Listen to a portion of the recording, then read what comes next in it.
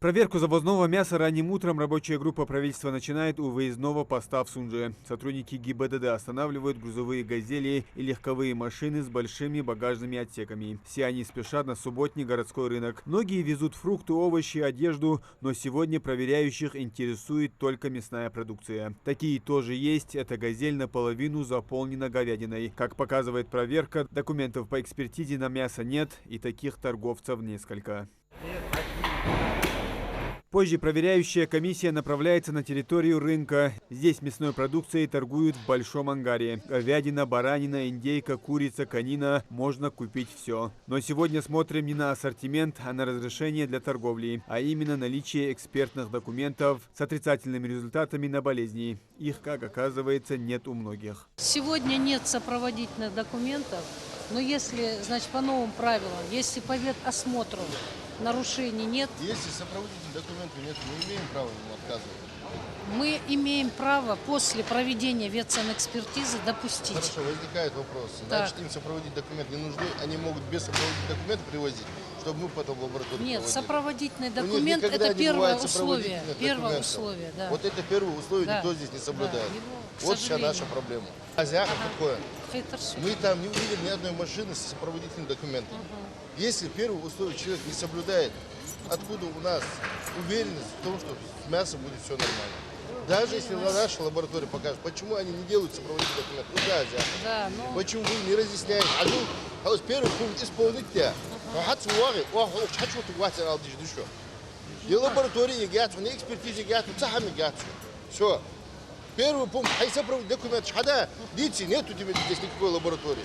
С такой позиции сотрудники ветуправления только согласны. Но из этого могут возникнуть другие проблемы. Продавцы, которые не получили разрешения, как правило, начинают торговать мясом в неположенных местах, чего допускать нельзя. Работники ветуправления просят учесть это и рассчитывают на помощь правительства и муниципальной власти. Очень хорошая инициатива. Если мы будем в этом направлении двигаться, возможно, нам удастся привести в соответствие все эти вопросы, и мы будем уже ориентироваться на то, откуда завозится скот, в каком состоянии это мясо сюда поступает, и действительно нам гораздо облегчит эту работу.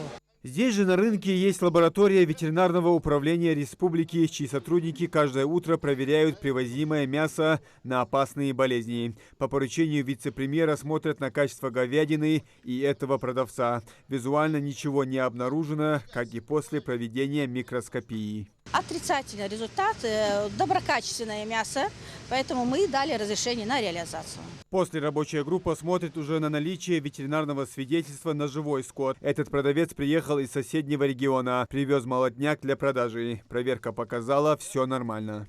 Видишь, дают же документы. Документ, да, да, чего? И надо лаборатория, и Все, это проблема. Исследование на бруцеллез. Ну, хорошо. 19 января. Ну, отлично. Вот. Хайдуаха, значит, как тоже проблема. Мы, наши врачи, здесь посмотрят на место, проверят твои документы. Ездили, мастер, шихава, шикяха, да, шихава, есть?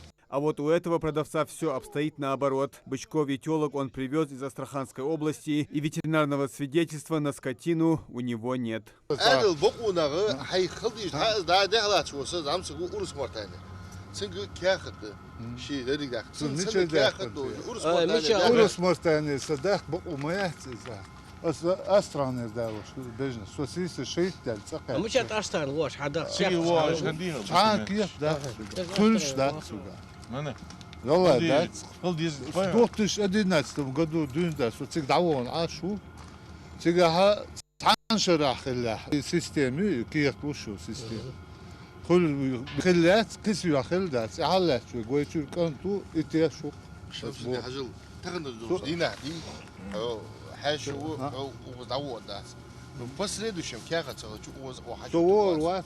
Население республики волнует качество мяса. Часто распространяется информация, что с прилавок торговых точек продают привозное мясо, у которого ярко выраженные признаки различных заболеваний. Этот выезд показал, что вопросов к качеству мяса нет, но вот с документами все наоборот. И придется заставить продавцов соблюдать правила, чего и хотят добиться в правительстве республики. Муслим Ганиев, Султан Магушков. Новости 24.